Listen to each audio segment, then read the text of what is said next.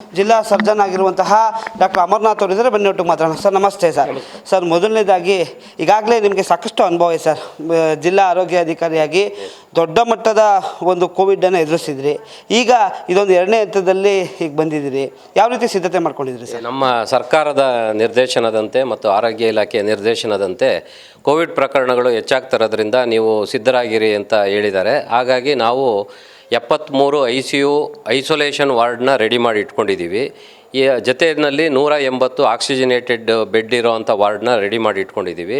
ಈ ICU ವಾರ್ಡ್ದ speciality ಏನು ಅಂದರೆ, ಇಲ್ಲಿ ಯಾವುದೇ ಥರದ ಸೀರಿಯಸ್ ಇರೋ ಪೇಷಂಟ್ನು ನಾವು ಟ್ರೀಟ್ ಮಾಡಬಹುದು. ಇಲ್ಲಿ ಆಕ್ಸಿಜನ್ ಸಪ್ಲೈ, ನೇರವಾದ ಆಕ್ಸಿಜನ್ ಸಪ್ಲೈ ಇರುತ್ತೆ, ಮಾನಿಟರ್ಸ್ ಇರುತ್ತೆ, ಮತ್ತು ವೆಂಟಿಲೇಟರ್ಸ್ ಇರುತ್ತೆ. ಹಾಗಾಗಿ ಮತ್ತು ನಮಗೆ ಬೇಕಾದಂಥ ಔಷಧಗಳನ್ನೆಲ್ಲ ಸಂಗ್ರಹಿಸಿ ಇಟ್ಕೊಂಡಿದ್ದೀವಿ. ಯಾವುದೇ ರೀತಿ ತುರ್ತು ಪರಿಸ್ಥಿತಿ ಎದುರಾದ್ರೂ ನಾವು ಹೋರಾಡೋದಕ್ಕೆ ರೆಡಿ ಇದ್ದೀವಿ. ಸರ್, ಈಗ ಇಲ್ಲಿ ಬರುವಂಥ RT-PCR ಟೆಸ್ಟ್ ಇರ್ಬೋದು, ಅಥವಾ ಅದನ್ನು ಯಾವ ರೀತಿಯಾಗಿ ಇದು ಮಾಡ್ಕೊಂಡಿದ್ದೀರಿ ಸರ್? ಮತ್ತು ಈಗ ಪ್ರತ್ಯೇಕವಾಗಿ ಅವ್ರನ್ನ ಸಂದರ್ಶನ ಮಾಡೋದಕ್ಕೆ ಮತ್ತು ನಿಮ್ಮ ಸಿಬ್ಬಂದಿಗಳು ಕೂಡ ಮುಂಜಾಗ್ರತವಾಗಿ ಮಾಸ್ಕ್ ಇರ್ಬೋದು ಅಥವಾ ಇವನ್ನೆಲ್ಲ ಕೂಡ ಯಾವ ರೀತಿ ಸಿಬ್ಬಂದಿಗಳು ನಿಯೋಜನೆ ಆಗಿದೆ? ನಾವು ಸಿಬ್ಬಂದಿಗಳು ಸಾಕಷ್ಟು ಜನ ಇದ್ದಾರೆ. ಈಗ ನಮ್ಮ ಆರೋಗ್ಯ ಇಲಾಖೆಯ ನಿರ್ದೇಶನದಂತೆ ಮೋಸ್ಟ್ಲಿ ಸಾಟರ್ಡೆಯಿಂದ ನಾವು RT-PCR ಟೆಸ್ಟು ಸ್ಟಾರ್ಟ್ ಮಾಡ್ತೀವಿ. ನಮ್ಮ ಕಳೆದ ಬಾರಿ ಅಂತಲೇ RT-PCR ಟೆಸ್ಟ್ ಮಾಡೋದಕ್ಕೆ ಅಂತಲೇ ಒಂದು ಡೆಸಿಗ್ನೇಟೆಡ್ ಜಾಗ ಇದೆ. ಆ ಜಾಗದಲ್ಲೇ ನಾವು ಟೆಸ್ಟು ಸ್ಟಾರ್ಟ್ ಮಾಡ್ತೀವಿ. ಆಮೇಲೆ ನಮ್ಮ ಸಿಬ್ಬಂದಿಗಳಿಗೆ ಆದಷ್ಟು ಮಾಸ್ಕ್ ವೇರ್ ಮಾಡ್ಕೊಳ್ಳಿ, ಮತ್ತು ಎಲ್ಲ ಥರ ಸ್ಯಾನಿಟೈಸರ್ ಯೂಸ್ ಮಾಡಿ ಹುಷಾರಾಗಿರಿ ಅಂತ ನಾವು ಇನ್ಸ್ಟ್ರಕ್ಷನ್ಸ್ ಕೊಟ್ಟಿದ್ದೀವಿ. ಮತ್ತು ನಾನು ಎಲ್ಲರಿಗೂ ಹೇಳೋದೇನು ಅಂದರೆ, ವಯಸ್ಸಾಗಿರೋರು, ಗರ್ಭಿಣಿಯರು ಮತ್ತು ಚಿಕ್ಕ ಮಕ್ಕಳು ಇದ್ರ ಬಗ್ಗೆ ಎಚ್ಚರಿಕೆ ವಹಿಸೋದು ಒಳ್ಳೆಯದು. ಯಾವುದೇ ರೀತಿ ಹೆದರ್ಕೊಳ್ಳೋವಂಥ ಅವಶ್ಯಕತೆ ಇಲ್ಲ, ಆತಂಕ ಪಡುವಂಥ ಅವಶ್ಯಕತೆ ಇಲ್ಲ.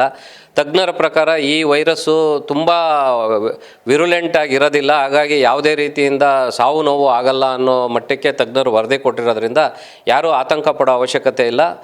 ಕೆಮ್ಮು, ನೆಗಡಿ, ಜ್ವರ ಅಂತ ಬಂದಾಗ ತಜ್ಞರನ್ನ ಭೇಟಿಯಾಗಿ ಟ್ರೀಟ್ಮೆಂಟ್ ತೊಗೊಳೋದಕ್ಕೆ ನಾನು ಎಲ್ಲರಿಗೂ ತಿಳಿಸೋಕೆ ಬಯಸ್ತೀನಿ. ಸರ್, ಇದ್ರ ಜೊತೆ ಇನ್ನೊಂದು ಏನಿದೆ ಅಂದರೆ, ಈಗ ಸಾಕಷ್ಟು ಗೋವಾ ಇರ್ಬೋದು ಅಥವಾ ಕೇರಳ ಇರ್ಬೋದು, ಬಾಂಬೆ, ಈ ಭಾಗದಲ್ಲಿ ಹೋಗುವಂಥ ಅಥವಾ ಪ್ರವಾಸಿಗರು ಹೋಗಿರ್ತಾರೆ ಅಥವಾ ಬಂದಿರ್ತಾರೆ, ಅವ್ರು ಯಾವ ರೀತಿ ಮೆಜರ್ಸ್ ತಗೋಬೇಕು? ಅವ್ರು ಒಂದು ಸರಿ ಟೆಸ್ಟ್ ಮಾಡಿಸಿದ್ರೆ ಒಳ್ಳೇದಾ, ಅಥವಾ ಅವರಿಂದ ಕೂಡ ಹರಡುವಂಥ ಸಾಧ್ಯತೆಗಳು ಜಾಸ್ತಿ ಇರ್ತವೆ?